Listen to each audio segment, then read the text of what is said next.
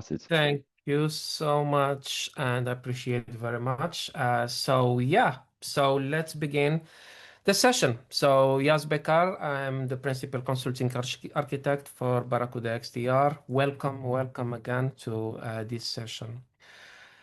Now, our topic, malwares. Malwares really is a topic that is always concerning, right? So when I say the word malware, what pops into your head? It's so basically um, for for a lot of people,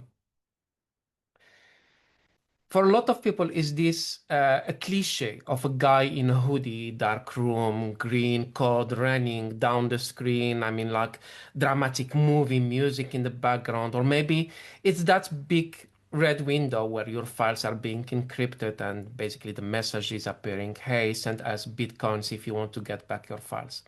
So in people minds, malware is either a Hollywood or is this simple computer virus that your antivirus will magically cleanse in one click. Unfortunately, both of those are wrong. And more importantly, both of those are really dangerous way of thinking about it. Because if you look at how we live today, malware is actually sitting a lot closer to us than we like to admit or we like to think. Um, think about, sorry, Stan, we are still alive? We're still good. We've just lost your video. Okay. My sharing, right? Perfect. Yeah, Is it back? all good now. Thank you. Yeah. Thank you. All right. Now, when we think about ransomware attacks, this is the old standard, I would say, stages. And basically, it can involve an initial access, an RDP maybe that is open, or vulnerability that you have in your environment. There will be data exfiltration, malware will spread across your network, the data encryption will happen at some stage, and then basically the request of the ransom. Now let's talk about reality. The reality, unfortunately, is often really sad. So basically, 90% of those attacks impact the ability of those companies or organizations to operate. 86% of those that has been impacted reported a loss of business of or revenue. As we know all, it's impacting as well. It's impacting the reputation, right? Now, the average cost to remediate an attack includes as well downtime, legal, forensics, and also another thing is the recovery time. Sometimes it can take 1 month. I have seen some situations where it's taking like 3, 4 months, or business are simply going to be closed, right? So they lost all their customers, all their databases are encrypted. It's hopeless. So business is gone. And 72% rely on approaches that don't prevent the attacks. I have seen and talked with so many businesses where I simply ask them, guys, what are you using nowadays in your cybersecurity? And they start to talk like, oh yeah, we have firewalls, we have antivirus, we have uh, policies. That's it. Okay. Do you have any visibility on the logs? Do you have any visibility on activities that are happening? And very often, I'm not saying that it's always, but very often the answer is no. Well, we have the firewall. Firewall is working. And no, we don't have no malwares. I mean, like, how can you be so sure that you don't have malwares? I mean, like malwares is not always showing or appearing like fireworks and saying, hey, I'm a malware and I'm going to encrypt your files. Sometimes malware can simply ingest the data and exfiltrate it. There is no need to encrypt it, and you would not know about it. Funny thing that I would like to mention on that webinar is the prospect theory. So it's a document which you can see is of March 1979, but quite interesting. So why I'm showing you a 45 old economic paper? The reason behind it is that that user manual is about talking about the bad decisions that are being taken under high pressure or under high risk. The issue that I am noticing often is that companies, users, enterprises, name it, are very often thinking that, yeah, so, I mean, I don't want really to invest right now on the cybersecurity. Um, if there will be any malware or if there will be any breach or something like this, then we can deal with it. So very often they tend to be focusing on um, for them, buying or purchasing a solution that is reliable is a bigger loss than basically handling the malware. And then basically after that they have an impact, they're figuring out that's actually it's a bigger impact having malware. We could implement the right security protocols in place. However, the thing that's also I would like to mention is how the ransomwares nowadays, and this is something that I have noticed very often, are able to hide behind legitimate services and processes. I mean, when you look at the malware or an infected machine, it's not always that you are going to see that the malware is going to appear on Task Manager and you will see a process called, hey, I am the ransomware. Very often, those malwares are hidden behind legit services. So, for example, leaving of the land binaries, for example, it will use actually the protocols and the PowerShell and CMD that you have. So, it's going to use the tools that actually you have. And after that, also, there are some type of malwares where you will see them hidden behind Discord or behind any other type of services. Um, so this is something to take in consideration, right? So malwares are not always going to be appearing like, hey, I am the malware here. Now, interesting thing in here is that we can see here through those logs that, for example, here the malware is communicating and exfiltrating the data into a GitHub service.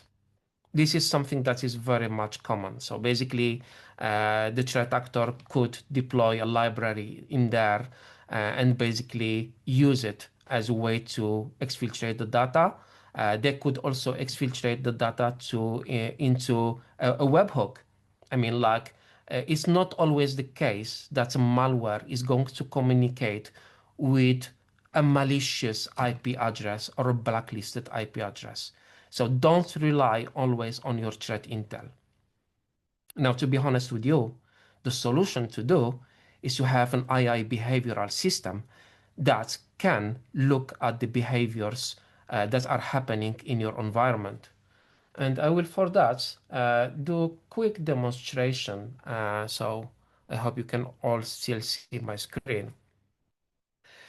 Now, this is a device that I have. I will try to make it bigger so that everyone can see. I have a Windows 11 here. I have plenty of services, of websites open, and they have many browsers. Uh, and I have also some documents. Now, on this device, I have a malware that did not encrypt yet the files, but is actually right now exfiltrating a lot of data that I have on this device. Obviously, I have a lot of fake data in here. I created a very simple tool here, a DV tool, that is going to communicate, that is going to monitor the traffic, and also it's attached with an API with an AI behavioral, and that AI behavioral is going to compare the logs of the traffic and then basically tell me if there is an exfiltration of data or not, or if there is any CNC, command and control communication running. So if I start here, I will do start and basically I will do IP and I will exclude my RDP so that it's not really in red highlighted. So as I mentioned, I have a lot of traffic going on constantly. I even created an app that is creating a lot of noise and a lot of traffic. So we see here that there is a lot of communications to the outside, a lot of IP addresses going on, and a lot of ports in use. Now, if I leave that for few seconds and I will interrupt it, I will then start to analyze the traffic that I have. So let's leave it for some time. So let it running. Okay, so let's interrupt that and let's see. So I will do here a small command.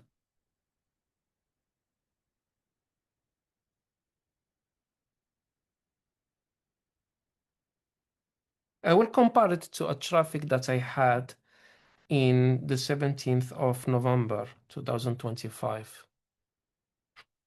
And the II here by IPA is communicating and looking at my traffic of today and looking for a real good traffic that I had on the 17th November without that malware.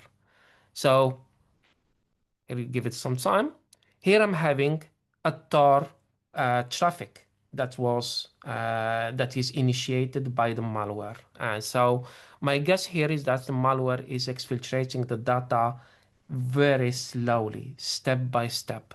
So as we can see here through the II, I mean like flow statistics show repeated outbound data uploads of around 2 megabytes. So it's not going to be the exfiltration of data when malware is doing it is not going to be always like all the data is going to be exfiltrated to the outside suddenly. So it's going to take step by step, right? And we are going to see another also example of a simulation that I have. Now, one topic that I would like to talk and cover. Unfortunately, when I talk with people and cybersecurity experts, when we talk about malwares, sometimes I hear just malware. And then I'm asking question, what type of malware? Then someone is asking, telling me that, well, this is a ransomware. Okay, great. What type of ransomware? Is it a polymorphic ransomware? Is it a metamorphic ransomware? Or is it the third type ransomware? So what is exactly polymorphic ransomware?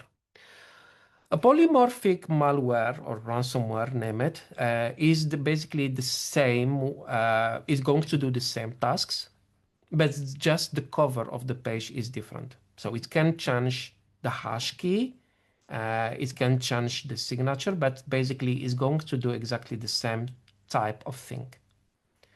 Now, a metamorphic malware, the whole body is generated into a new and different type of signature, different type of body is going to be mutating totally into a different thing.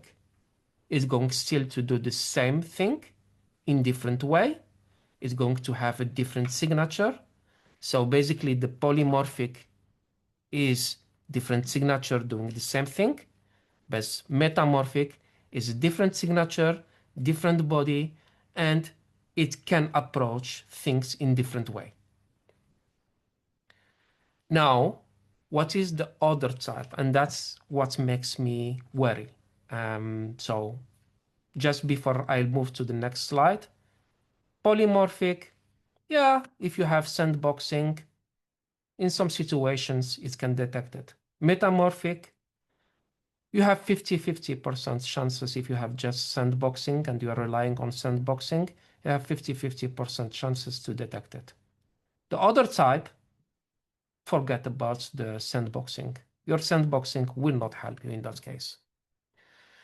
And the other type is autonomous self-evolving malware. This is the type of malwares that you are going to see in 2026. Those malwares are smarter than ever.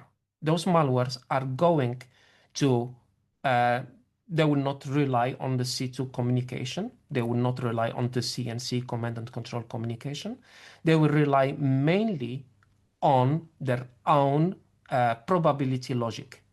So basically, they will run the enumeration, they will discover your environment, and then they will decide on their own what is the best way how to damage your environment. And then at the end, they will reach out to the C2 server or to the hacker. And those malwares now are already existing in the dark web, are already existing in the market, have very high prices, but there are not a lot. But my predictions, and I think and I believe that in 2026, those type of malwares will increase. As I do in my presentations, I mentioned that the zero-day malwares are increasing. We see around like 450,000 new malwares each day, right? I mean, like not all of them are really advanced, but very often it's very interesting types of malware. Now, a lot of audience and public think that it's all due to the AI. I don't believe that the AI is the issue here, right? The AI is supposed to help us, is supposed to make our life easier. But unfortunately, some people are also using the AI for different targets, right? So you have now, we are in 2025, almost 2026. You have to think in different way.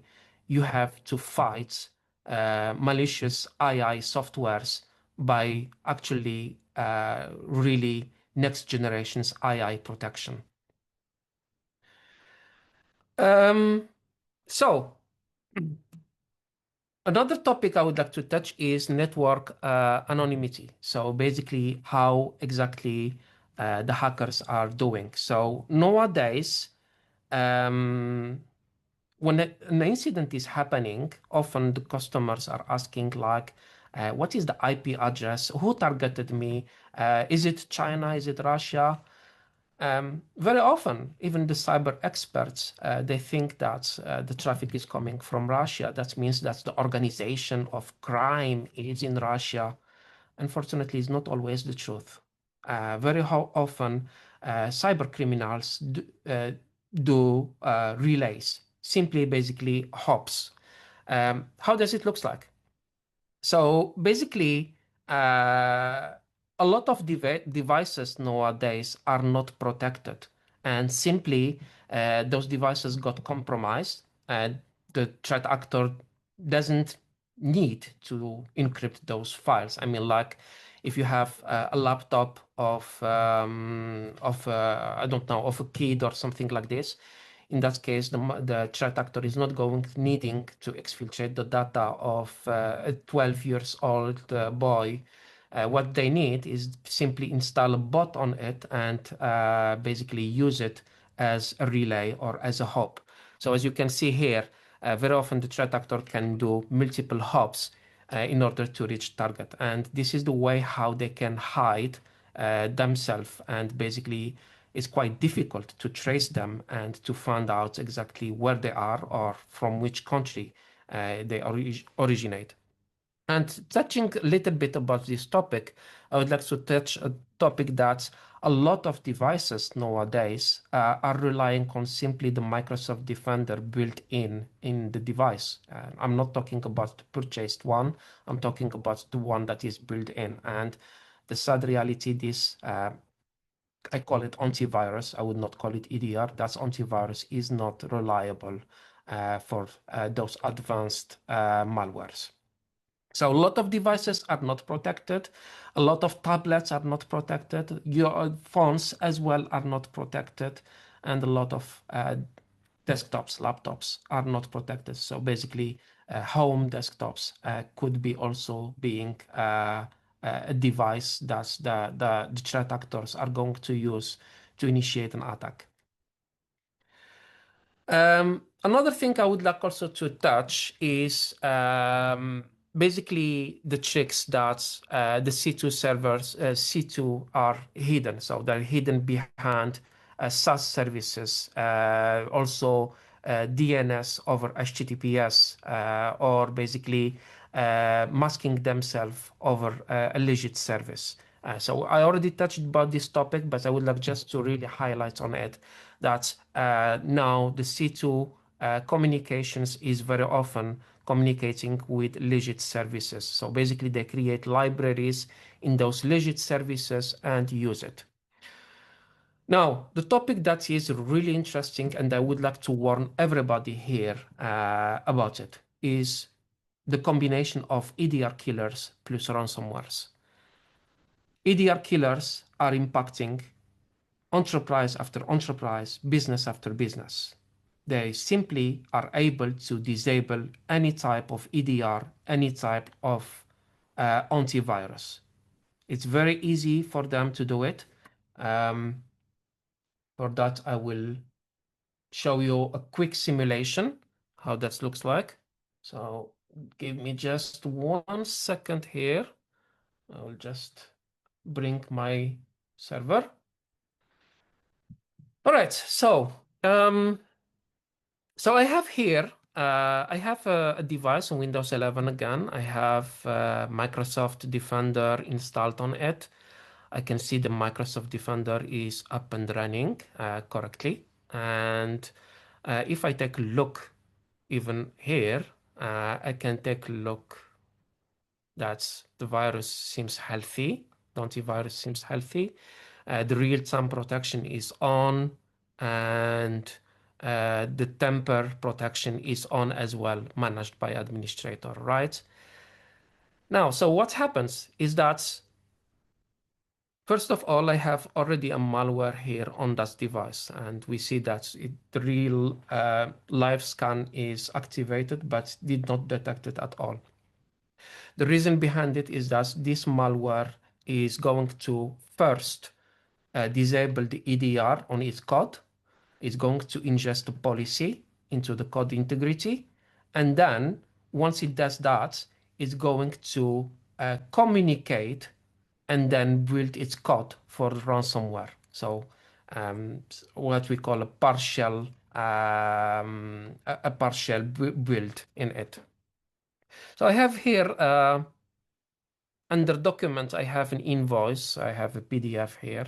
So if I launch it, it's going to open a window very briefly and open me a document that I have here.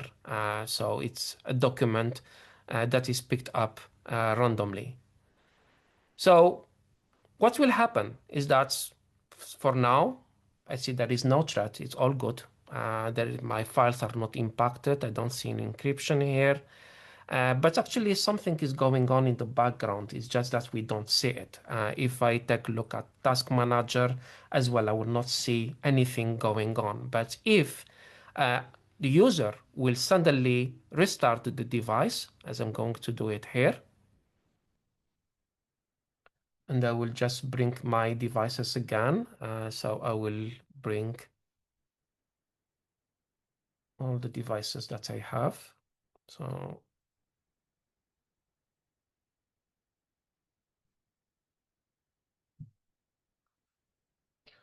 and let's try to connect again to that Microsoft Defender. So it's still rebooting.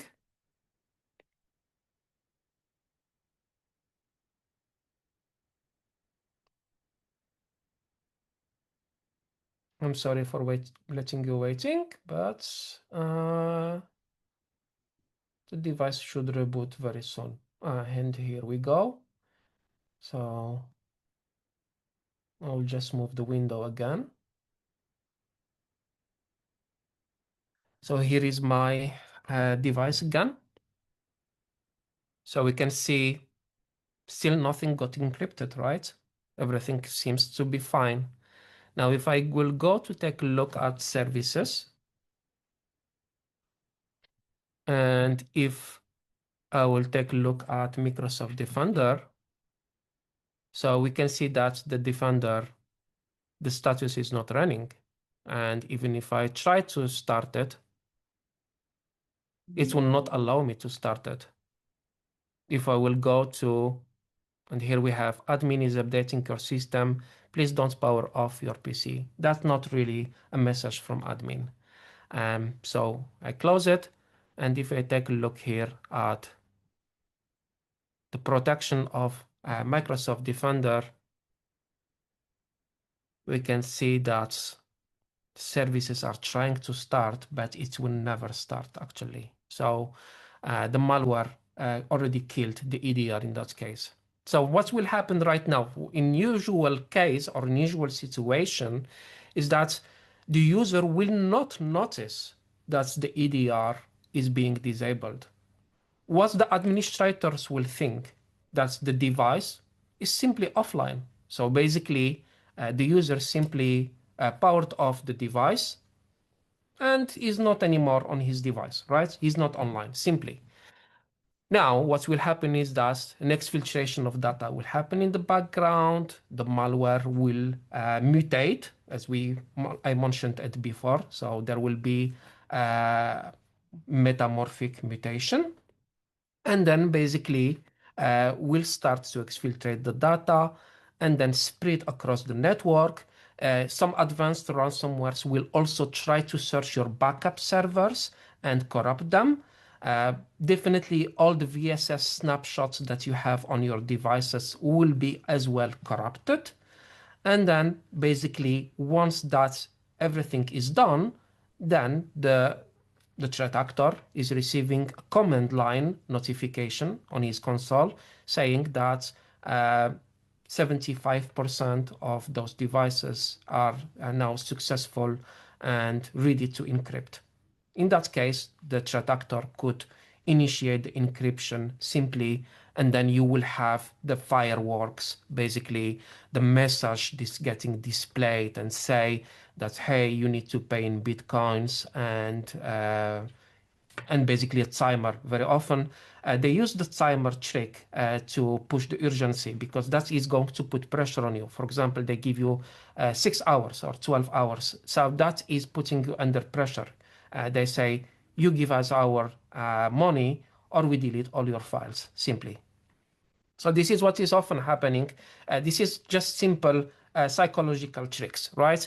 And the sad reality is that often businesses are paying.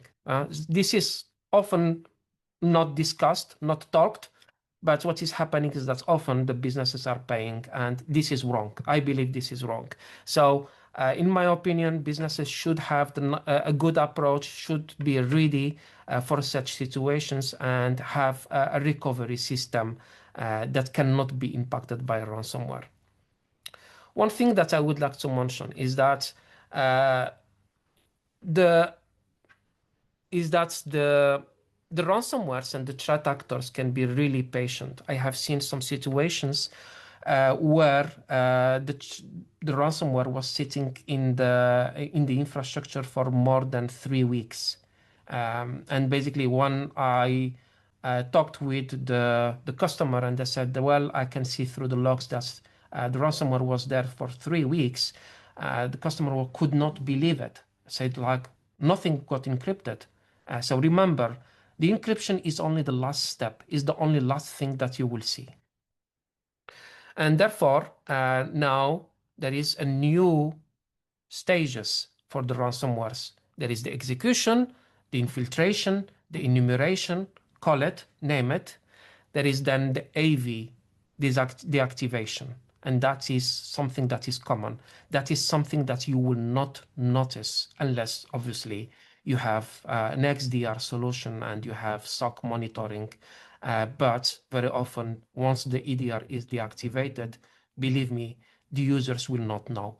And the EDR killers are able to deactivate any type of EDR. I highlight it's really powerful. Then the exfiltration into the webhook, into the Tor web traffic, as we have seen on my demo. It can be sending also to mega cloud storage as well. It depends. It depends which approach the threat actors prefer to use. Then there is the mutation. Now, majority of malwares that I have seen, there is always a mutation. So the malware is changing. And there is also a system lock.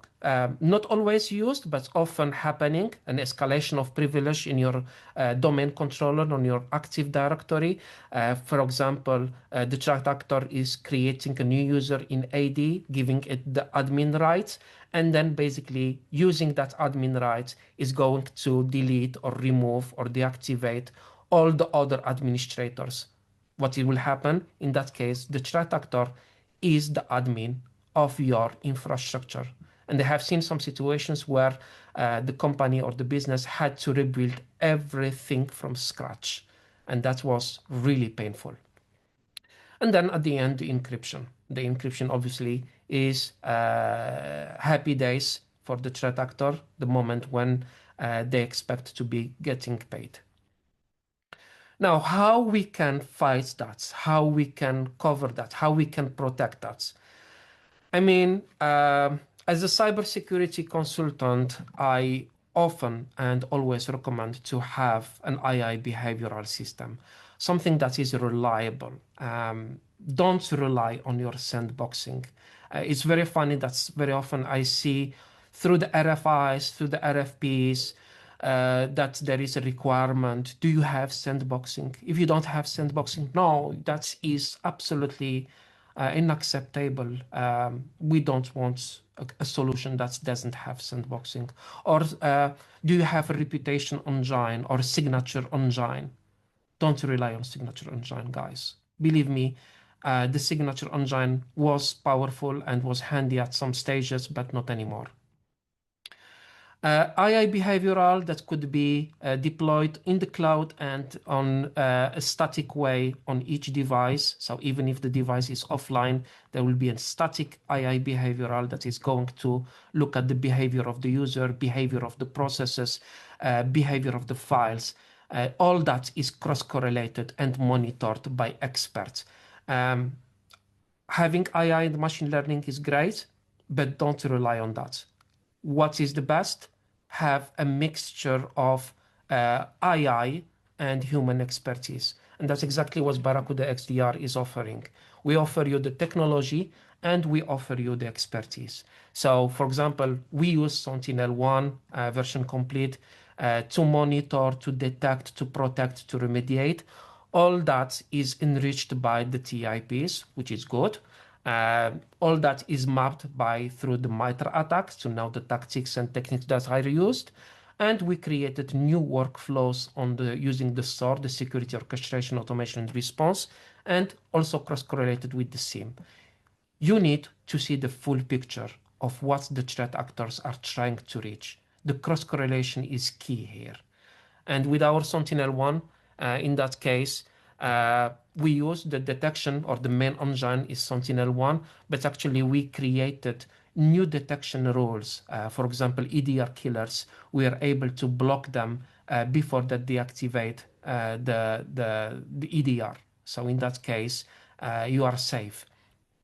Also, we create the star rules to detect advanced attacks, mimikatz, metasploit, escalation of privilege, brute force attacks, and many others. So the solution must be advanced and must be managed by experts. I have seen some situations where the customers had excellent tools, but everything was configured by default. Basically, the default policies, default configuration.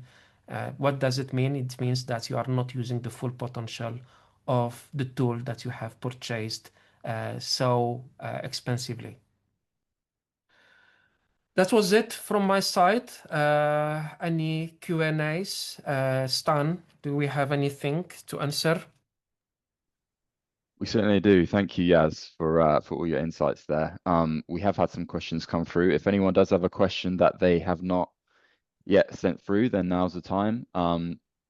we might not necessarily get to all of them live, but we will definitely follow up with you offline. So yeah, do send them over.